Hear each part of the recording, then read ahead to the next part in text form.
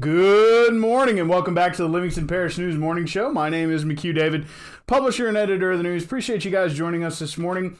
We are back here in the booth. We're going to be trying something a little different. One of the pieces of equipment that I needed did not come in. They ran out. I got pushed back to next week. So we're going to be trying something a little different today. Going to be trying to get into that new flow. So really what we're going to be doing from this point going forward is going to be trying to be a little more interactive on Facebook with you guys as we're going through this show. And then, of course, those who watch later or listen later, which we, of course, appreciate, we'll be able to kind of hear some of those questions or some of those pieces coming through, especially like if we're doing traffic and you're out in traffic and you can kind of check in. I'm limited with my data here, so I try to push out what I can. Of course, we're also going to be starting something new, so I'm going to be throwing a lot of new stuff at you guys. One of the things that we're going to be starting today is what I've been calling the Rona Rewind. We're going to be trying to get back into some of those pieces that came up during the coronavirus that didn't really get a whole lot of play during that time. For whatever reason, I would imagine it was because everybody was a little distracted by the coronavirus. So would really appreciate you guys if you're on Facebook. I'm actually scrolling through here now. Going to be trying to get my camera angle and stuff back into play, I guess you can say. But for the most part, just looking for you guys to participate a little bit. And it looks like we're having some trouble with our live video at the moment. So I'm going to keep going. Hopefully it's playing for you guys. With regard to your traffic, you're looking at delays at 4H Club Road, River Road, and 190. They're minor. It's kind of your normal workflow in the morning. On-ramps, looking at delays on the I-12 on-ramps at Range Avenue, Jubin Road, and 447. I-12 is flowing at the moment. No accidents as of right now. Greenville Springs and 64 looking at some minor delays there. Also looking at some delays kind of at Lockhart and Dunn Road. This seems to be a new deal. Must be because of that construction there of that roundabout. So please be wary in that area if you are running through there. Currently 70 degrees, 91 degrees is your high, 71 going to be your overnight low. Yeah, I did say 91. It's supposed to get hot today. Starting to get into that real deep summer weather. It's going to get warm. There are going to be some clouds today, but it's going to be mostly sunny, so please keep that in mind. Getting into your coronavirus statistics today, 39,916 cases, 2,686 deaths, 28,700 have recovered, 366,000 tests, trying to get up to that 200,000 number, 678 hospitalized on 84 ventilators.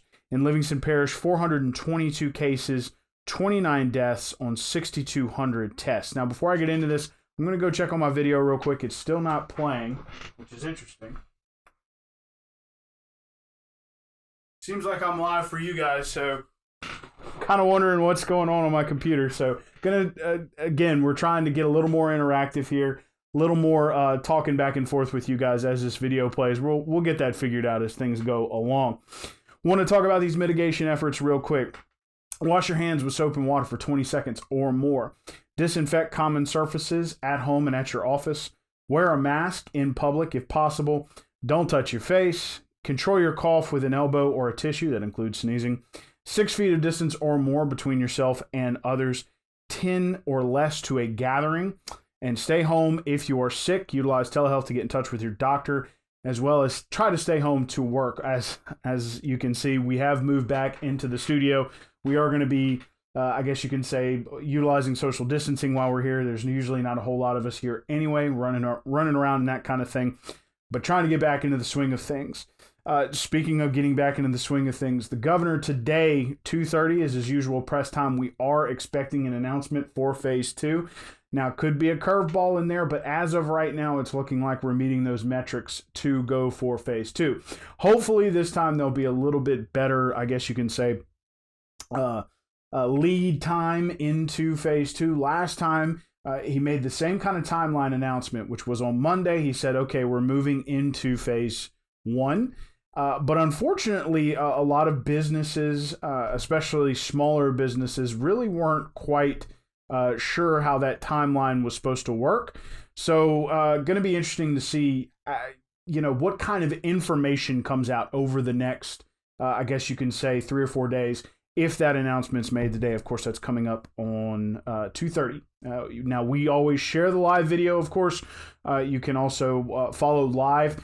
I do have little updates as we go. You can find usually the picture comes with the statistics for that day for the coronavirus. So again, potential for phase 2 today.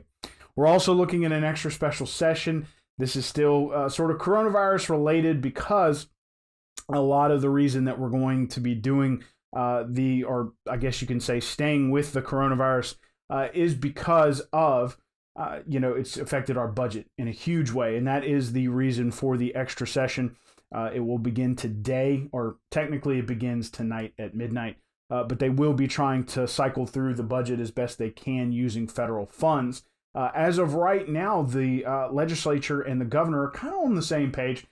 Maybe within a couple $100 million, but on a $30 billion budget, that's pretty good, considering it's mostly Republicans in the legislature and a Democratic governor. So there's a little bit of headbutting there, but they are within a couple $100 million of each other on the budget.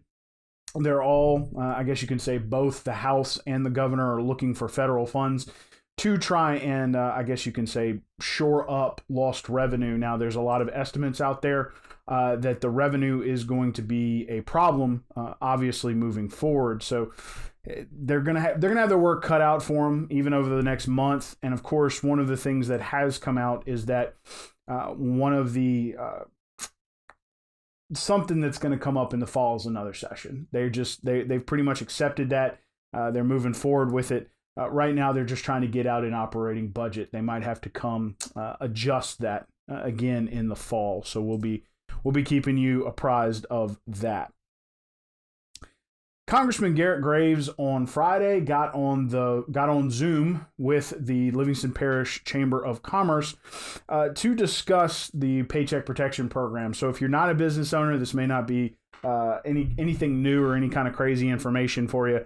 But one of the things that was discussed quite a bit was sort of the forgiveness of Paycheck Protection Program.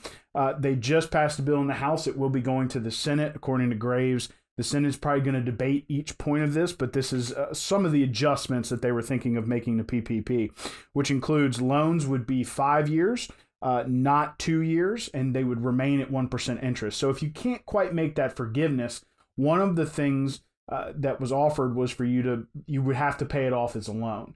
Now, it was going to be over 2 years with 1% interest. This says, well, we're going to bump that to 5.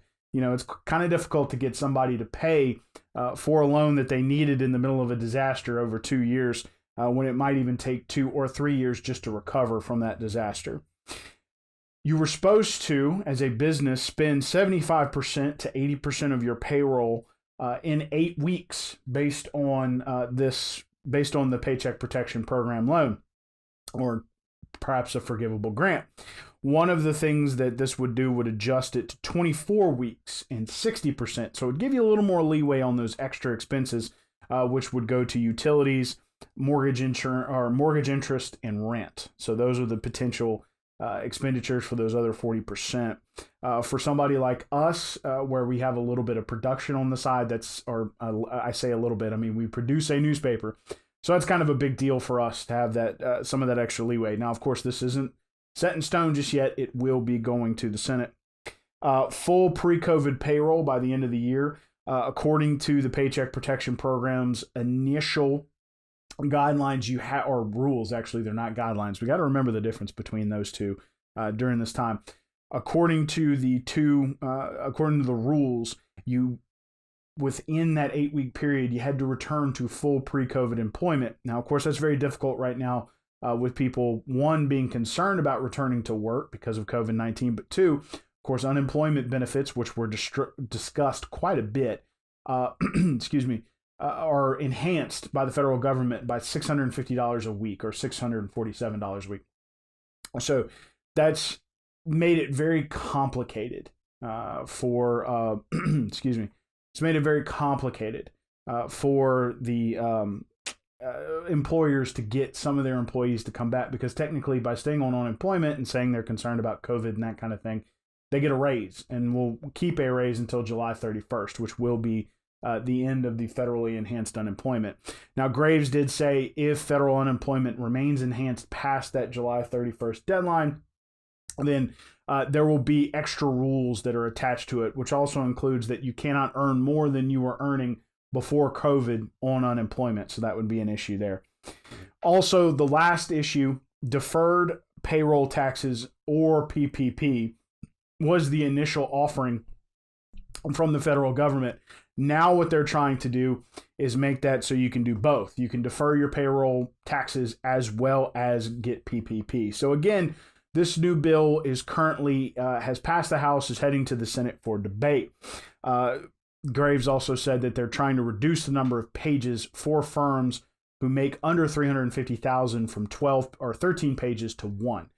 So that should be interesting to see if they can make that happen as well. Speaking of the Senate, the newest $3 trillion stimulus is at the Senate. However, according to Graves, he doesn't believe that they're going to talk about it at all.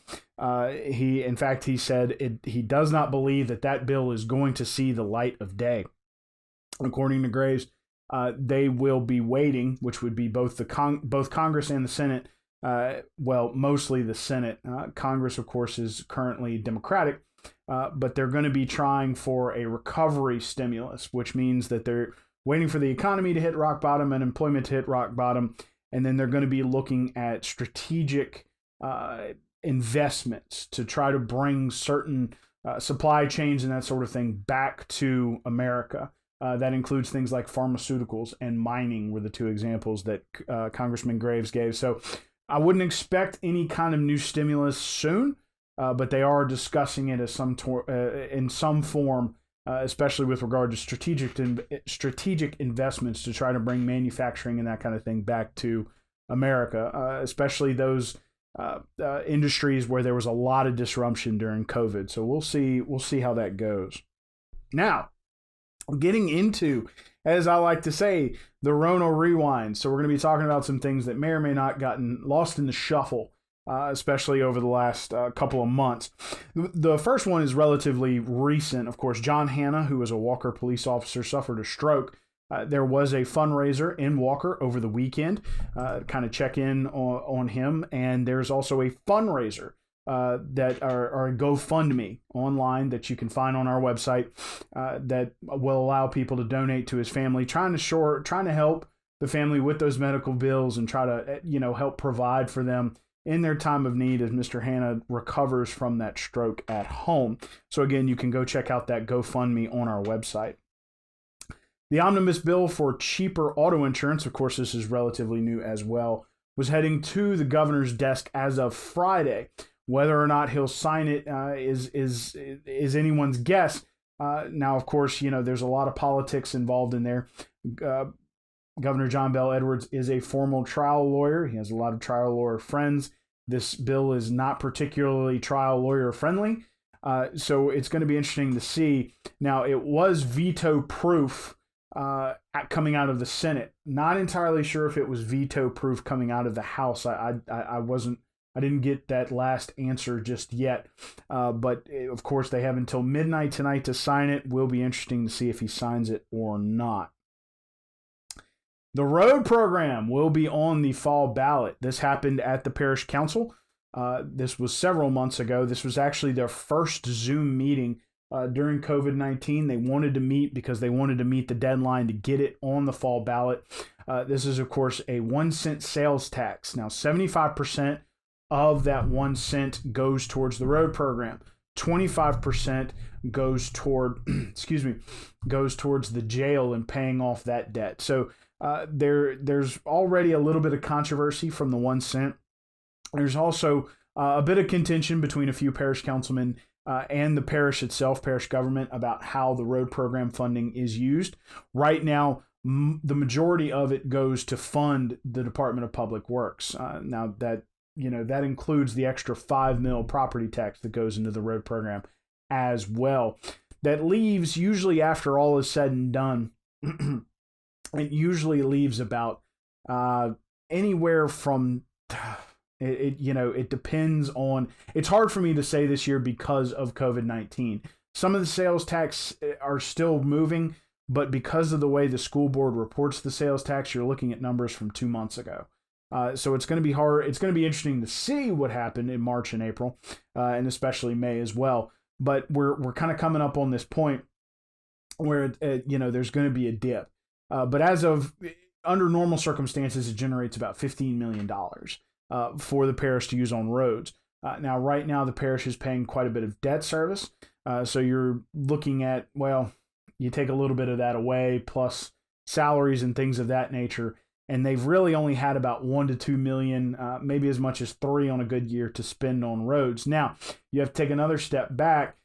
In 2017, right after the flood, as they were kind of working with FEMA on roads, they decided to apply for grants for 2018 and 2019. They were successful and were able to do more roads in 2018 and 2019.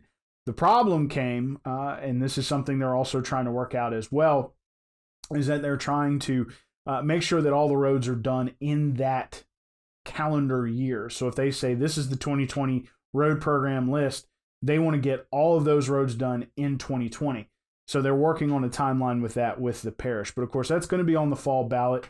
Again, there's some contention between the parish council and the parish itself as to the expenses and how things are used. A lot of parish councilmen would like to see DPW moved onto the parish's other fund budgets and keep that tax as well as the property tax attached to it simply for roads. Now, one of the reasons that they want that is, as we mentioned, it generates about $15 million a year, and there's only about, after debt service and such like that, a few million to spend. In 2013, when that master plan came out, it was through some studies and that sort of thing, it was said that they needed at least $13 million a year just to maintain the parish's road system. So, of course, for years, even before that, the parish had only been spending a third of that, maybe even a fourth, depending on how conservative you're being. So it hadn't really been a very flush program. Of course, we all know there are plenty of roads in Livingston Parish that have problems. So they're trying to get that fixed. It's going to be an interesting back and forth going on over the summer as we head into the fall months when this will be on the ballot. And of course, it is a renewal. You are already paying it. So it will be interesting to see how voters treat that, especially considering, again, the back and forth you're going to see between the parish and the parish council over the road program. Please remember, speaking of taxes and things of that nature, the census is still available to be filled out. As of right now, we are kind of behind. Louisiana is in the 50 percentile range on people who have filled out the census. There are a lot of people who are concerned about filling out the census right now because it would not be reflective truly of their personal income because of the coronavirus. A lot of people are holding off to fill it up. Please remember, though, that it is important for the state and is important for the parish. It's very determinant on how many representatives we send to Congress. It's very determinant on getting grant funding and federal funding from the government. The more people you have and that sort of thing, and the more people who have reported, the more chance you have to compete for those dollars, especially in a post-disaster world like a flood or a coronavirus. So please, as we get closer to that fall deadline, they have backed that deadline up to October. But please try to fill out that census just as soon as you can, especially if we're moving into phase 2 and things are starting to get back to normal. It is extremely important that you fill out that census, not sentence. Fill out that census. Last but certainly not least, we're talking about the Whittington Road Bridge. This is interesting. The parish has been participating with DOTD, trying to replace a lot of old bridges in the area, especially ones that were damaged during the Great Flood of 2016. This one is off Highway 16 in the south. Actually, you get off on Wax, and then you would turn on to Whittington. The bridge itself is old. It's actually wooden. It's a little terrifying. You'll see a picture of it on our website this afternoon. But they're going to be replacing it with a larger culvert. It's going to be concrete. It'll be able to hold 2 cars. Now, there is going to be some concern about buses and things like that getting on and off. The school board is going to be working with those local neighbors, but they're going to try to get that bridge replaced just as soon as they can. Again, this is a federal This is a federal program in conjunction with DOTD trying to get these bridges replaced, especially those that were damaged in the Great Flood. So that concludes the Rona Rewind. We had a little bit of trouble with Facebook. I'm sorry if you guys were trying to get interactive with me. We'll try again tomorrow. Going to try a little different setup. Slowly but steadily get this working. And as mentioned, we haven't quite got the equipment yet. It's coming in this weekend. So hopefully, starting next Monday, we're going to start getting to a point where I'm actually going to be broadcasting straight off my computer with a camera. So it'll be a high definition kind of deal. It'll be a little easier for me to get involved with you guys, I guess you can say. I want to get back to this traffic real quick. Please remember you're looking at delays at 4H Club Road, River Road, and 190, minor delays. The on-ramps getting on I-12 are pretty heavy delays because of those lights, but I-12 is flowing. Greenville Springs at 64, you're looking at minor delays there, as well as Dunn Road and Lockhart. It's currently 70 degrees, 91 degrees is your high today, 71 degrees your overnight low. It is going to get warm, starting to get warmer and warmer and warmer, probably going to see some more, I guess you can say, rain is coming. Want to remind folks of those mitigation efforts. Wash your hands for 20 seconds or more with soap and water. Disinfect common surfaces at home and at your office. Wear a mask if at all possible in public. Don't touch your face. Control your cough with your elbow or a tissue. 6 feet or more of distance between yourself and others. 10 or less to a gathering, preferably less. Stay home if you're sick and utilize telehealth to contact your doctor. And please remember, try to work from home if at all possible. 39,916 cases, 2,686 deaths, 28,700 have recovered, 366,000 tests, so probably made that 200,000 mark in May. We'll find out today. The governor gives the final count where exactly we fell on the spectrum. 678 are currently hospitalized with COVID-19 on 84 ventilators. 422 cases in Livingston Parish, 29 deaths, 6,200 tests. One last time, my name is McHugh David, publisher and editor of the news. Appreciate you guys joining us this morning for the Livingston Parish News Morning Show. Want to remind folks that we're on Facebook, Twitter, LinkedIn, Instagram, and YouTube. We are once a week in print on Thursdays. We are all, and that's $7 a month to get that in your mailbox. We're also online, www.livingstonparishnews.com. We have a podcast page where these shows rest. They are free. We also have a coronavirus page where all the coronavirus information we're pumping out is free. Want to remind folks, we are trying to get a little more interactive. We're going to try something a little more different. Going to try to adjust as the piece of equipment I needed did not come in quite in time for me to move back to the studio, but we are back here at the Livingston Parish News.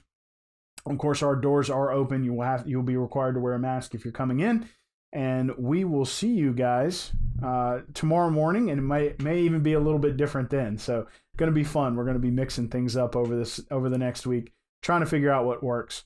See you tomorrow.